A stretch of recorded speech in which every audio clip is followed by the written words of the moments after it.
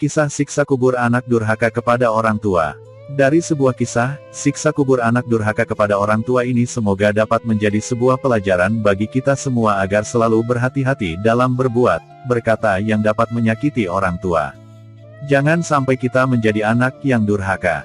Suatu hari Rasulullah Shallallahu Alaihi Wasallam bersama dengan Ali bin Abi Thalib, Fatimah Az-Zahra, Imam Hasan dan Imam Husain pergi melewati kuburan Baqi. Tiba-tiba Rasulullah dan keluarganya mendengar teriakan dan meminta pertolongan dari salah satu kuburan di sana. Rasulullah kemudian mendekati kuburan tersebut sambil berkata, "Wahai hamba Allah, dengan izin Allah, keluarkan kepalamu."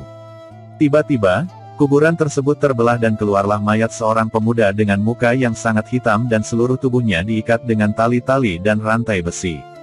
Rasulullah kemudian bersabda, "Celaka kamu, apa yang telah kamu perbuat di dunia dahulu?"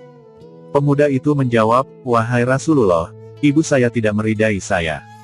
Rasulullah bertanya kembali, "Memangnya apa yang telah kamu perbuat kepadanya?" Pemuda itu menjawab, "Suatu hari ketika masuk ke rumah, istri saya mengadu bahwa ibu saya telah memperlakukannya kurang baik.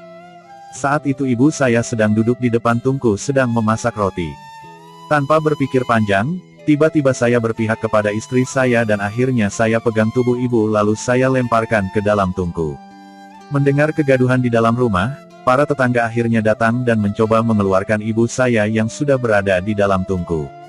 Akan tetapi meski tetangga dapat mengeluarkannya, namun salah satu tangan dan buah dada ibu saya telah terbakar. Ibu saya kemudian mengangkat buah dadanya yang sudah terbakar itu ke atas langit sambil berdoa, "Ya Allah, Engkau adalah wakilku. Balaslah apa yang telah diperbuatnya kepadaku." Wahai Rasulullah, setelah ibu saya berdoa tadi, umur saya tidak lebih dari 3 hari dan kini saya disiksa di dalam kubur. Saya selalu menunggu kedatanganmu agar Anda mendoakan dan memohonkan ampun atas dosa saya tadi. Rasulullah kemudian bersabda kepada para sahabatnya, "Hadirkan ibu pemuda ini karena doa itu tidak akan dikabulkan tanpa ada keridaan dari ibunya." Para sahabat pun kemudian menghadirkan ibu pemuda tadi. Setelah berada di hadapan, Rasulullah kemudian bersabda, "Ibu, maafkanlah dosa anakmu itu karena kini ia sedang disiksa di dalam kubur." Ibunya berkata, "Tidak, saya tidak akan memaafkannya." Rasulullah kemudian bersabda kembali, "Kalau demikian, anak ibu akan terus-terusan disiksa di dalam kuburnya.